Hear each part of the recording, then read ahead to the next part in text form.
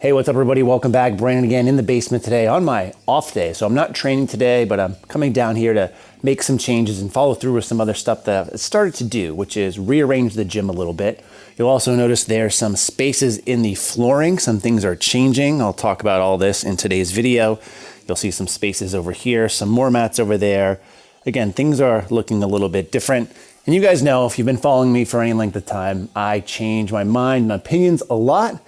And I try to make things more efficient and effective, and that's what I'm going to be doing today, and I'll kind of talk you through those plans. All right, so let's talk about the white Rogue rack first. You probably saw in my last training video that it's in a new location, and I did this for two main reasons. Number one, I wanted to clear out the space in the middle of the floor where this is now. So previously I had my Echo Bike and GHD there, which are great, but they were right in the middle of the floor, and it kind of made this basement feel more cramped than it needed to be. Plus, I like the idea of having a rack right here in front of my deadlift platform and a TV. So it's really just like its own main powerlifting gym right here. So squat, bench, and deadlift.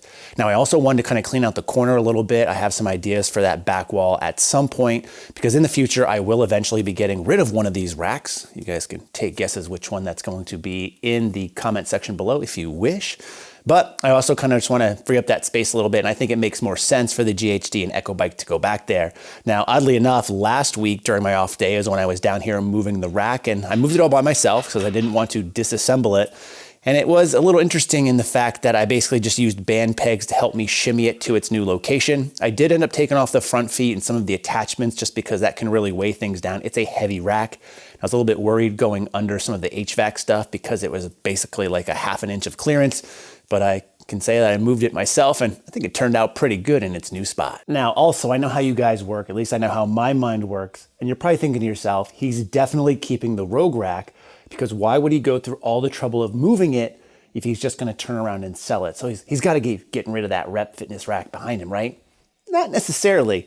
Now, the biggest reason I didn't move this one is because it is a lot bigger. So this one is a 6-post rack. Now, the inside is 30 inches in depth. In fact, if you take a look from the front feet all the way to the 30-inch depth, it's a very similar looking rack than the Rogue version. And there's a reason, and that's because I really like a 30-inch depth rack. But when you add on the stabilizer plate for the lat pull-down machine, the lat pull-down machine itself, which bolts to that top cross member, the extra actual 6-post storage and all the weights, which, by the way, you don't have to have the 6-post storage here in order to add the lat pull down. You could just do it with a 4-post rack, which is really nice. But all that stuff would have to be moved. And even though I'm not lazy on certain things, I'm definitely lazy on some other stuff. So even though I don't mind moving the Rogue rack, which is heavy and obnoxious and still takes a while, I am too lazy to have to break down that thing completely, which I really have to do. So it was a lot more work to move it. But in fact, I might not be done moving things, because one of these things, like with, for instance, the jammer arms that are on here, it's tough to use them in their full capacity because we start potentially hitting that HVAC stuff right above it. So I may consider taking this and changing the orientation so it faces that way, and maybe put it in that back corner. So I'd move that plyo box, the wagon wheels, the bar holders, and maybe have the rack coming out. So it would be in the same orientation as the white Rogue rack. And then that way, we don't have the same problem with the HVAC, because that one tends to sit more flush with the joists, and I'll be able to really use those jammer arms accordingly. But I haven't done that yet because, again, lazy. Now, speaking of lazy, but in what I would say a good way, I try to be effective lazy, or efficient lazy, I should say, is the horse stall mats. You guys know I think they're the best bang for your buck gym flooring, and many people want them, but so much so to the fact that it's extremely hard to find any in stock anywhere these days. Maybe supply's low, demand's high, whatever the case may be. My local Tractor Supply stores have not had any in months, so it's been really hard to expand and move some of the gym stuff where I wanted to, just because I didn't have flooring in those areas. Now, I have heard that some Tractor Supply stores allow you to put in a rain check and put your name on a waiting list so that when things come in, they'll call you. I think one of the things that I've seen, and many of you have confirmed this as well, is there are people that go out there and just buy all the stall mats they can in bulk and then turn around and try to resell them for like twice the price. So it's kind of a real thing to do, in my opinion, but it's led to me not being able to get stall mats locally. All right, so what the hell am I talking about efficient lazy in that case? Well, I've tried to get them locally, haven't been able to, so I went a new route this time, which is ordering them online, which traditionally I've stayed away of just because the freight charges on them can be so expensive. So I recently used a new website that I got turned on to called Cashman's, which is like a similar to a Tractor Supply store, and got mats through them for $34.99 each, which is actually about $10 cheaper than what my local Tractor Supply store charges. Now, they do ship freight and only freight because they weigh 100 pounds each. So we're talking roughly like 600 pounds worth of stall mats because they ordered 6 of them. But the way I was able to rationalize this to myself in my efficient lazy is the fact that if I factor in, all right, I'm gonna have to drive maybe 2 to 3 hours round trip to find anywhere close to me, and I'm gonna have to get a truck because it won't fit in the back of my Audi. Ooh, humble brag, right? No, not really. But I'd have to get a truck to do so, and I'd have to waste 3 hours of time. That to me isn't worth it as compared to the freight shipping charges, which ended up being like 200 and some bucks. Now, when I take a look at the cost of the stall mats and the freight charges and divide them together, each mat cost me roughly about $75, I believe, which is about $30 more per mat than what I would have paid locally. But again, I justified it by, I don't want to have to go out and get them. I don't want to waste 3 hours. I don't have to load them in a car and borrow a truck in order to do so. Instead, I ate up that 200 and so freight charge and had them delivered right to my door, which in my opinion is well worth it. Now, another thing I really liked about the Cashman's experience is they give you the option of what kind of mats that you want. And this is a big deal to me because as someone who's bought lots of mats from Tractor Supply over the years, I've noticed that oftentimes when I go to Tractor Supply to get new mats, they might not be the same ones that I already have. So stall mats come in different shapes and sizes, but the ones that I recommend for most people, again, are the 4x6 that are 3/4 of an inch thick. But that being said, there's still different variations in terms of what kind of finishes you'll find on each side. Some are flat on both sides, which can be nice. Some have a metal pattern on top, which I don't really like because I can feel that walking around and I wouldn't want to put that on the bottom side of the floor. There's ones that have grooves on the bottom, and my preferred type is ones that are flat on one side and a button pattern on the bottom. I find these breathe the best in places where there's moisture potentially on the ground, and I just have that personal preference there. Now again, with Tractor Supply, it might be hit or miss. So one time you might go and buy 5 mats with one pattern on it. You go back because you find out you need a couple more mats and it's a completely different mat. And I just don't like having to mix and match in that way. So the good thing about the Cashman site is they give you the different options of the different finishes on there. Like I said, I think they're like $34.99 no matter what kind you get, but they also have the option of second quality. So maybe the thicknesses aren't really as uniform. So there's some variations there, or maybe they're not cut as straight, which in my experience, most stall mats aren't cut completely and straight edges anyways, but those are like $27 each. So you can definitely save some money. So again, obviously the shipping can be expensive on these. They ship freight, there's no way around it. It's gonna cost you at least 200 bucks. But if you're in the need of for quite a few, the more you buy, the more and more money you save. Or if you go for those second quality ones, you can get it for a more decent price. Now for me personally, again, for the 6 mats I got, which were the top quality ones, $75 each. If I were to buy these locally, again, I'd have to drive 3 hours round trip potentially, and after tax, pay around $50 a mat. So for me, it ended up being like $150 more. But again, for the convenience of having it delivered right to my home, and I don't have to go and get it and get a truck, pays for itself, no problem.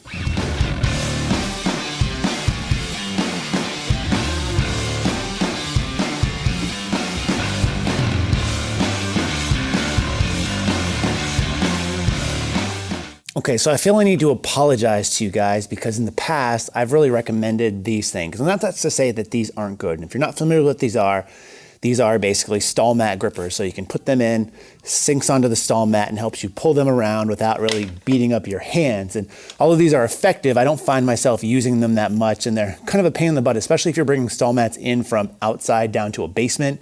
These don't really work as well. So I'm gonna show you how I tend to pick up stall mats by myself, which I think is the best method so far without using anything else. So all you do is you basically kind of clean them. So you clean in the sense of like an Olympic lift. So this is as close as Olympic lifting that I'm gonna get. You take one end of the stall mat, kind of fold it about halfway down, maybe a third, 2/3 of the way. It's a pretty wide range. I'm probably not very good at explaining this. You then take the other half and fold it over again. So it's more of like, it's like an oval shape, I guess you could say. You then grab the ends right here where they overlap with one hand, grab it with the other one, and you basically just clean it up to your chest or your waist, and then you can just move the stall mats really easily all by yourself.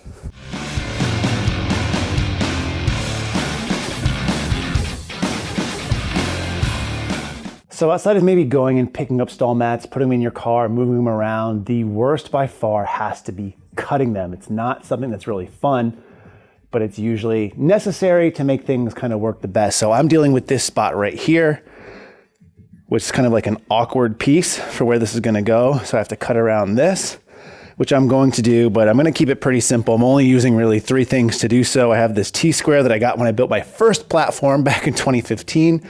It's a good pickup from Home Depot. I just have a box cutter knife and a mechanical pencil. Obviously, depending on the tools that you have at your house, you might be able to use like a jigsaw or some type of saw that would expedite this process tremendously. I don't have one of those.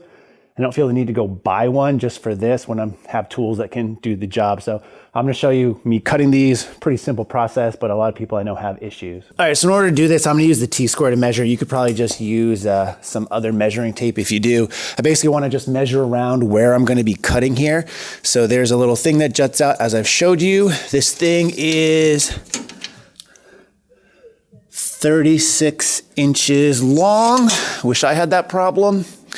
And I need to make this fit space that's going to be roughly, let's see, looks like it is about, I'm gonna say 8 1/4. So 8 1/4 in to about 13, 14.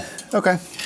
So then all I'm going to do is basically just transfer those measurements onto here, template it a little bit, and then go and cut it. So I always like to measure a couple times too when I'm doing this just to make sure I get it right.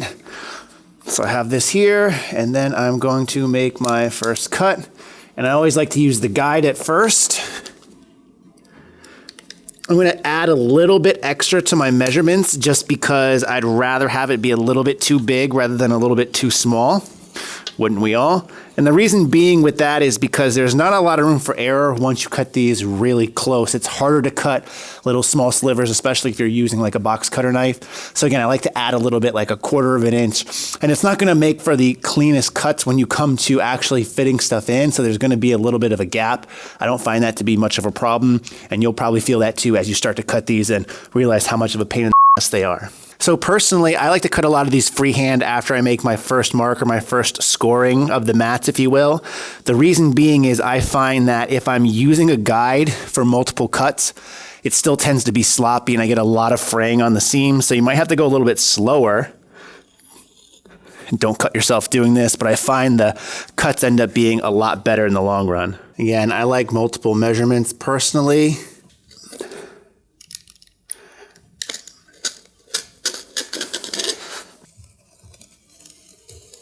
All right, so the nerve-wracking part of this is always twofold, right? Number one, taking this apart and making sure that everything is cut. Chances are you're not gonna cut through the cleanest the first time, so there will be some stuff on the bottom that needs to be recut, especially when you're using the button bottom pattern like I do, because sometimes it's just hard to tell. So let's just go ahead, and as you can tell, this one's kind of stuck, but the seams are big enough where a lot of it will just rip as you work it, or just come in here real quick, and it just takes a couple of quick slices on there. So let's see how we did.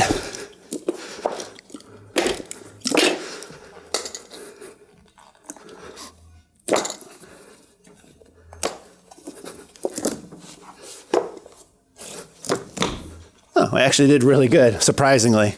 Okay, so the twofold problem, right? Number one, making sure everything is cut, and then number two, praying to the Lord that it was cut right.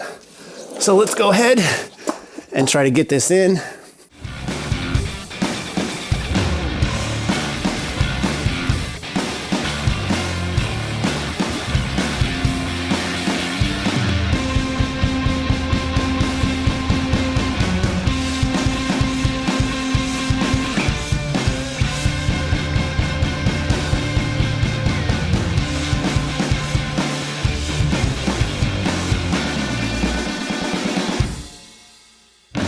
All right, so all the big stall mats are in place. I still got to go back and kind of fill in some of the gaps where they're odd sizes, and I'm gonna have to make some more cuts.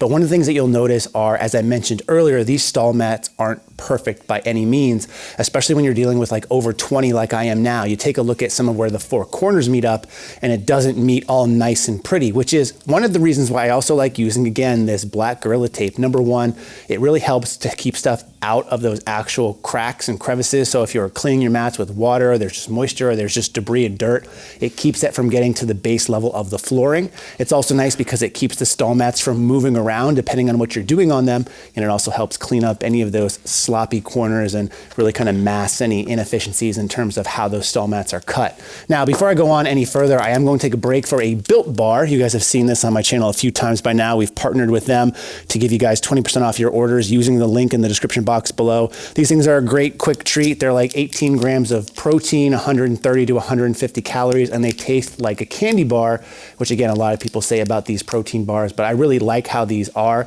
especially when you take a look at the main ingredients being like whey protein isolate. So really high quality, and they taste really good, and they're not really dry like a lot of the other protein bars out there. This particular one today is the peanut butter brownie, which sounds amazing. And if you want to check these out, again, click the link on the description and save yourself 20% off your order. All right, so mostly done for now, meaning that I got all the stall mat down that I want to get down. There's still a mess over here that I'm gonna need to clean up. I think I'm gonna end up making some blocks to stand on. So probably just stack 2 up, or maybe just cut a couple of pieces together.